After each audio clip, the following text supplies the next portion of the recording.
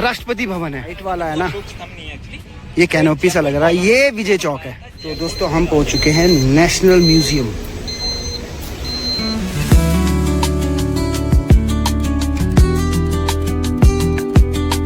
दोस्तों वापिस हम अपनी बस में आ गए हैं।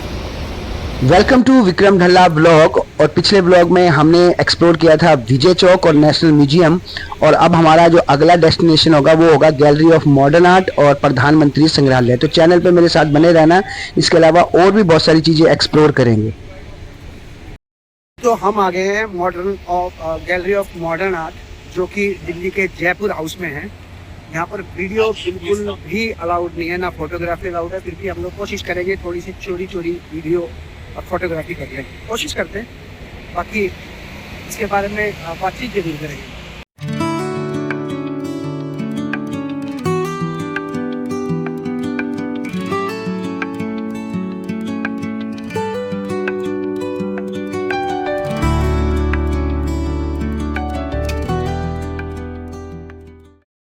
तो इसके बारे में जैसे कि मैंने पढ़ा था कि इसमें जो बाकी हमारे फेमस आर्टिस्ट हैं, स्कल्पचर जो बनाते थे, उनकी यहाँ पर कलाकृतियाँ लगी हुई है, जैसे M.F. हुसैन और भी बहुत सारे। मुझे ज़्यादा M.F. हुसैन के बारे में पता है।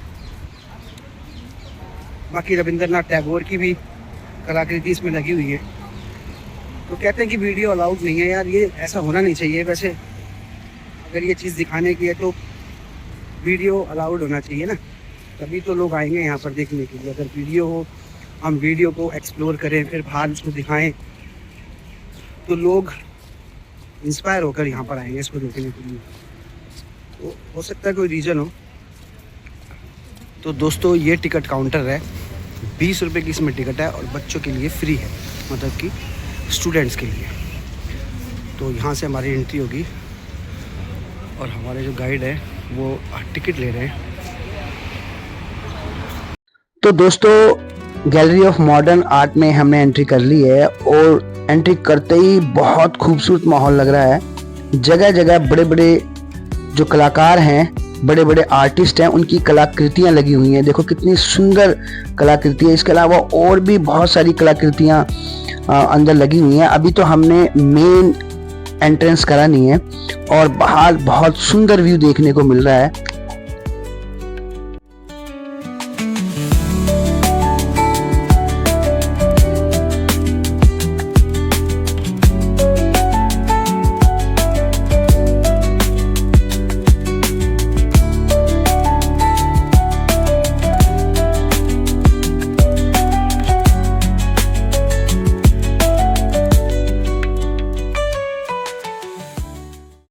तो दोस्तों हमने अंदर एंट्री कर ली है, और ये देखो किस तरीके की पेंटिंग्स लगी हुई है। अलग अलग फ्लोर में अलग अलग सेक्शन बने हुए हैं। तो यहाँ पर अंदर वीडियो बिल्कुल भी अलाउड नहीं है, ना फोटोग्राफी अलाउड है। तो देखते हैं, अगर जहाँ तक वीडियो बनेगी बनाऊंगा। तो दोस्तों ये हमारी गाइड है जो हमको इसमें घुमाएगी और इसके बारे में बताएगी। तो फोटोग्राफी अलाउड नहीं है, ब्लैक पैनल से डिस्टेंस बना के रखना है। अब कोई भी डाउट हो कभी भी तो आप पूछ सकते हैं, ठीक है। प्लीज़ बच्चों को पकड़ के चलिए, क्योंकि वो ब्लैक पैनल्स पे चढ़ जाते हैं, उन्हें नहीं पता होता, तो उससे मेंटेन करके चलिएगा, ठीक है। स्टार्ट करें, ठीक है। तो दोस्तों अंदर ना वीडियोग्राफी हम कर नहीं पाए, क्योंकि बहुत स्ट्रिक्टनेस थी वहाँ पर। जगह जगह गार्ड्स खड़े हुए थे और वो हमें वॉच कर रहे थे कि कहीं हम फोटो या वीडियोग्राफी ना कर लें। तो फ्रेंड्स बहुत अच्छा लगा अंदर, बहुत अच्छी पेंटिंग्स थी। बंगाल से पेंटिंग थी, ब्रिटिशियन पेंटिंग थी, यूरोपियन पेंटिंग थी। इसके अलावा टैगोर फैमिली की भी पेंटिंग्स थी, उनके भाइयों की पेंटिंग्स थी। पेंटिंग के बारे में अलग अलग हमें मालूम लगा। यहाँ पर कुछ कपड़े पे पेंटिंग बनाई थी और मिनिएचर पेंटिंग भी थी। कुछ पेंटिंग्स ऐसी थी जिसको पुराने टाइम में कलर्स नहीं होते थे, या फ्लावर से कलर ले लिए थे, और जो ब्रश थे वो पाम ट्री से ब्रश बनाकर पेंटिंग बनाई हुई थी। और कुछ पेंटिंग्स ऐसी थी जिसमें कुछ भाव दिखाए गए थे। जैसे रविंद्रनाथ टैगोर ने 60 साल में पेंटिंग शुरू करी थी, तो उन्होंने 60 इयर्स में कुछ सैडनेस मतलब कि पेंटिंग अपनी बनाई थी, मतलब समझने की पेंटिंग थी, उसमें सैडनेस भी था और थोड़ा सा हैप्पीनेस भी था, मतलब हैप्पीनेस तो मैं कहूँगा नहीं। तो इस तरीके की पेंटिंग्स थी, अगर यहाँ पर आया जाए तो ज़्यादा बेटर लगेगा देखकर, तभी हम समझ पाएंगे इन पेंटिंग्स को। पर फाइनली मैं कहूँगा कि इसकी वीडियोग्राफी जो नहीं करने दे रहे उससे थोड़ा सा मुझे लगता है कि गलत है। पेंटिंग्स होनी चाहिए, वीडियोग्राफी होनी चाहिए, एक्सप्लोर करके इसको अगर बाहर दिखाएंगे तभी लोग देखने आएंगे। तो खैर जिस तरीके से प्रोटोकॉल है उसको हम फॉलो करेंगे।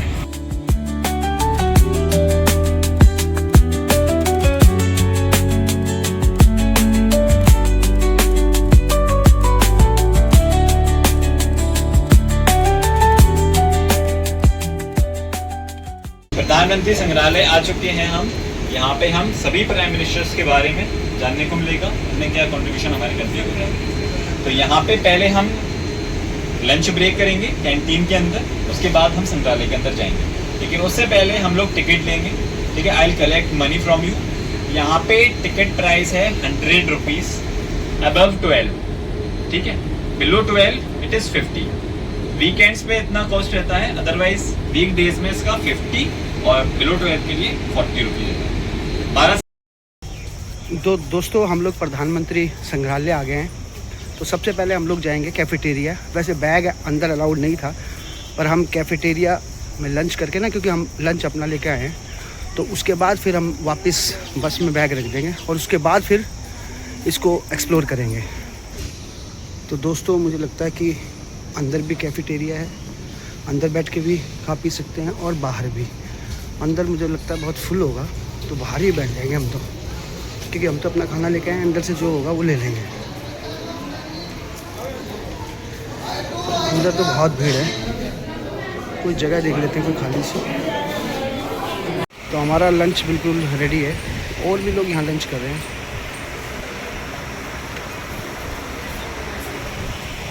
वैसे अंदर एसी चल रहा था पर जगह नहीं थी बैठने की।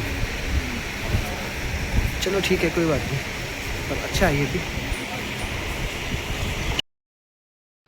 तो दोस्तों इस टाइम हम प्रधानमंत्री जो म्यूज़ियम है उसी कैफेटेरिया में है। ये जो म्यूज़ियम है ना, ये 3 मूर्ति स्टेट में है और बहुत ग्रैंड म्यूज़ियम है। यहाँ पर जितने भी अभी तक के हमारे हिंदुस्तान के प्राइम मिनिस्टर रहे हैं ना, उनकी जो जीवनी है, उनके जो गोल हैं, उनकी जो अचीवमेंट है, उन्होंने जो इंडिया को शेप दिया है, उसके बारे में है सब कुछ। ये जो प्रधानमंत्री म्यूजियम है इसको 2 पार्ट्स में डिवाइड किया हुआ है। एक तो ब्लॉक 1 है जो पुरानी बिल्डिंग है, जिसके अंदर पंडित जवाहरलाल नेहरू जी की जीवनी, उनकी लाइब्रेरी, वो कहाँ सोते थे, उनका रूम और भी बहुत सारी चीजें वो है। और जो दूसरा ब्लॉक है जो अब नई बिल्डिंग है, उसके अंदर लाल बहादुर शास्त्री जी से लेकर मोदी जी तक जितने भी हमारे प्राइम मिनिस्टर इंडिया के, उनके जीवन काल के बारे में, उनके संघर्ष के बारे में और जो भी चीजें हैं प्राइम मिनिस्टर की, उनके बारे में यहाँ पर सब कुछ है। तो चलते हैं, हम आपको ये म्यूजियम दिखाते हैं।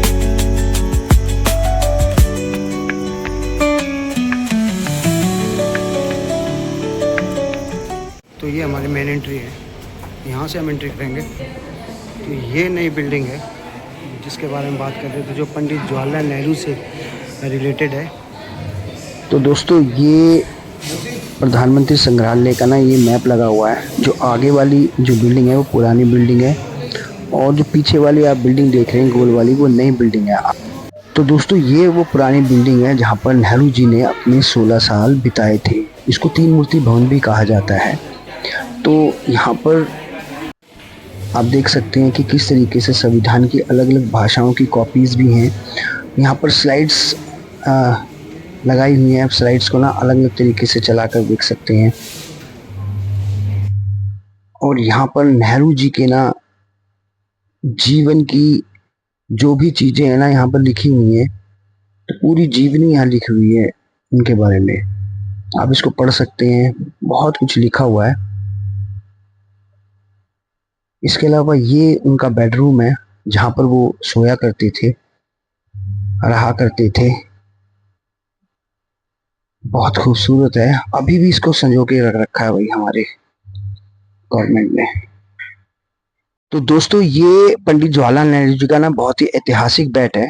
जब 1953 में ना हिंदुस्तान के अलग अलग हिस्सों में ना बाढ़ आ गई थी ना, तो एक चैरिटी मैच खेला गया था। वो मैच प्रेसिडेंट 11 और प्राइम मिनिस्टर 11 के बीच में खेला गया था। तो प्राइम मिनिस्टर 11 के जो कैप्टन थे ना, वो पंडित जवाहरलाल नेहरू थे, और प्रेसिडेंट के जो कैप्टन थे वो शायद राधा कृष्णन जी थे। तो ये चैरिटी मैच खेला गया था, और ये उनकी ड्रेस है जिसपे बहुत ही खूबसूरत गुलाब का फूल लगा हुआ है। तो दोस्तों पंडित जी की ना ये बैठक थी जहाँ पर गेस्ट आके बैठते थे, उनकी मीटिंग होती थी, बातचीत होती थी। तो ये बैठक है उनकी। तो दोस्तों ये पंडित जी की ना पर्सनली लाइब्रेरी थी, और देखो कितनी सारी बुक्स रखी हुई हैं। उनको पढ़ने का बहुत शौक था, उन्होंने बहुत सारी बुक्स लिखी थी। उनमें से एक बुक लिखी थी डिस्कवरी ऑफ इंडिया, जो बहुत फेमस हुई थी। और ये उनका ऑफिस भी था एक तरीके से। और ये देखो कितने पुराने टेलीफोन रखे हुए हैं यहाँ पर, कितनी सारी बुक्स हैं, और सभी चीज़ों को बहुत अच्छी तरीके से संग्रह करके रखा हुआ है। और दोस्तों ये है न्यू बिल्डिंग, जिसमें लाल बहादुर शास्त्री जी से लेकर मोदी तक के बारे में सारी चीज़ें अवेलेबल। दोस्तों हम नई बिल्डिंग में आ गए हैं, जहाँ पर सभी जितने भी प्राइम मिनिस्टर हुए ना, उनकी सीरियल वाइज ना फोटो लगी पड़ी, उनके बारे में थोड़ा बहुत कुछ लिखा हुआ है। तो आप देख सकते हैं, बहुत ही खूबसूरत है। यहाँ पर ना सेल्फी पॉइंट भी है, हालांकि वीडियो बनाना यहाँ अलाउड।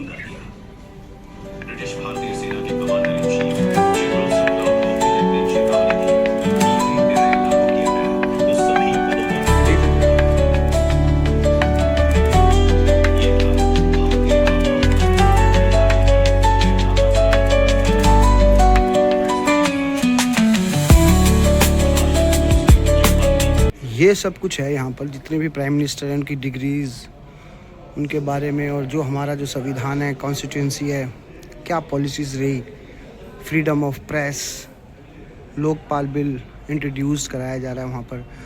इस तरीके की चीज़ें इस जो सेकंड हॉल है उसके अंदर है। पहला हॉल तो जवाहरलाल नेहरू जी के नाम था।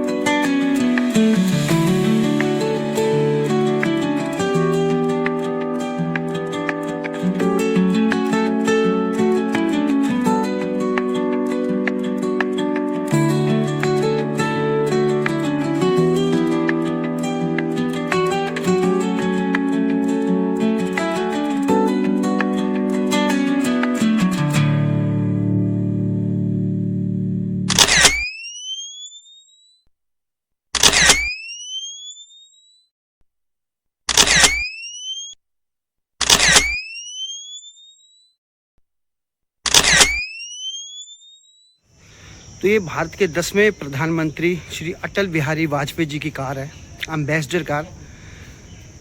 आजकल तो पता नहीं कौन कौन सी कार चल गई हैं। तो आज भी देखो कितनी अच्छी लुक लग रही है इसकी। इसका नंबर भी दिखा देता हूँ मैं आपको, 0025। दोस्तों ये इतना बड़ा पार्ट है कि इसको कुछ घंटे में ना एक्सप्लोर करना, इसको देखना बहुत मुश्किल है। इसके लिए ना स्पेशल एक पूरा दिन आना चाहिए, क्योंकि हमारे कितने प्राइम मिनिस्टर्स हुए हैं, उन सभी प्राइम मिनिस्टर्स की जीवनी को देखना, सुनना, पढ़ना, उनके क्या अचीवमेंट रहे उनके बारे में जानना, और भी बहुत सारी चीज़ें हैं। और इसके अलावा कॉन्स्टिट्यूशन के बारे में कब क्या हुआ, कितने 1947 से, उससे भी पहले से, उनकी भी बहुत सारी चीज़ें हैं यहाँ पर। खाली प्राइम मिनिस्टर नहीं, और भी बहुत सारी चीज़ें हैं। तो एक दिन पूरा चाहिए इसको एक्सप्लोर करने के लिए, इसको देखने के लिए। पर जितना भी हुआ हम लोगों ने इसको एक्सप्लोर किया बहुत शॉर्ट टाइम में। दोस्तों हम पहुंच चुके हैं इंडिया गेट। इंडिया गेट मूल रूप से ना एक युद्ध स्मारक है। इसे प्रथम विश्व युद्ध और तीसरे एंग्लो अफगान युद्ध में शहीद हुए लगभग 84,000 भारतीय सैनिकों की याद में बनाया गया था। और इसके नीचे ना पहले अमर जवान ज्योति भी हुआ करती थी। अब उसको ना 2022 में उसको शिफ्ट कर दिया है। कहाँ पर शिफ्ट किया है? वो शिफ्ट किया है नेशनल वॉर मेमोरियल में।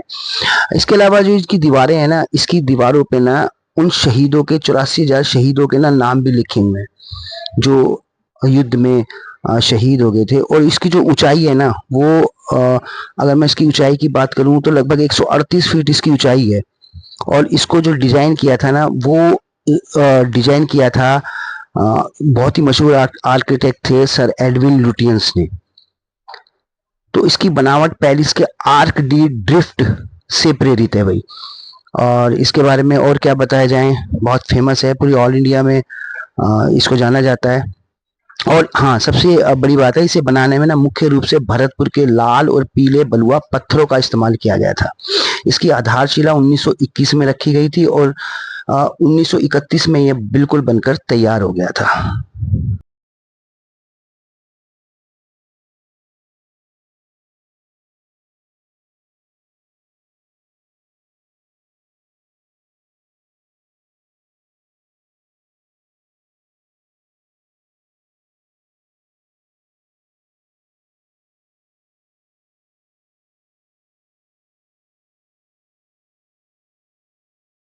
और दोस्तों इंडिया गेट के ना सामने एक स्टैचू लगा हुआ है, बिल्कुल वो स्टैचू नेताजी सुभाष चंद्र जी का है, जो कि कैनोपी के नीचे लगाया गया है। इससे पहले दरअसल ना ब्रिटिश जनरल सर जॉर्ज के का स्टैचू यहाँ पर लगा हुआ था, लेकिन 1918 में ना उनके स्टैचू को यहाँ से हटा दिया गया। उनकी जगह पर सुभाष चंद्र बोस जी का जो स्टैचू है उसको स्थापित कर दिया गया, ताकि देशभक्ति और आज़ादी के प्रतीक को सम्मान मिले।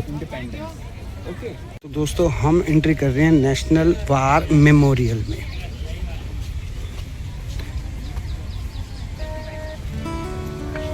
दोस्तों इस वार मेमोरियल के ना अंदर एंट्री करते ही ना बहुत अच्छा लगा, क्योंकि चारों तरफ बहुत हरियाली है, बहुत सारे प्लांट लगाए हुए हैं। अब ये किन किन चीज़ों के प्लांट्स हैं ये तो मुझे पता नहीं, पर देखने में बहुत खूबसूरत लग रहा है। और सबसे बड़ी बात है ना, अगर आप मॉर्निंग या इवनिंग में आओ ना तो बहुत अच्छा लगेगा। देखो कितना अच्छा लग रहा है, चारों तरफ हरियाली हरियाली है, बहुत खूबसूरती से मेंटेन किया हुआ है इसको। और मेरे को लगता है फॉरेनर टूरिस्ट भी यहाँ पर खूब आते हैं।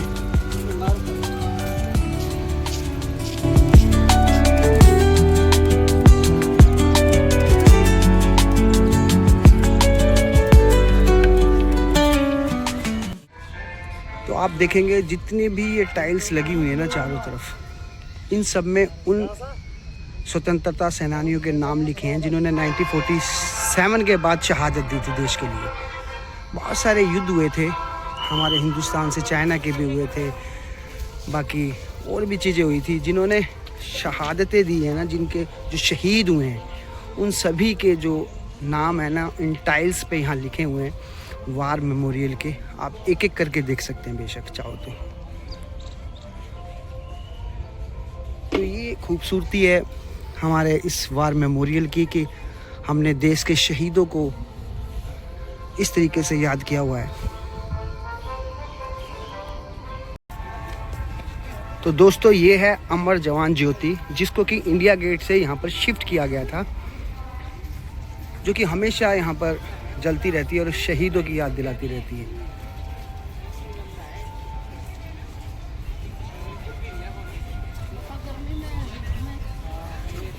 तो दोस्तों यहाँ पर ना इसके अलावा हर शाम को ना एक रिट्रीट सेरेमनी होती है, जहाँ देश के जो जवान हैं शहीदों को ना बिगुल बजाकर सलामी देकर उन्हें याद करते हैं।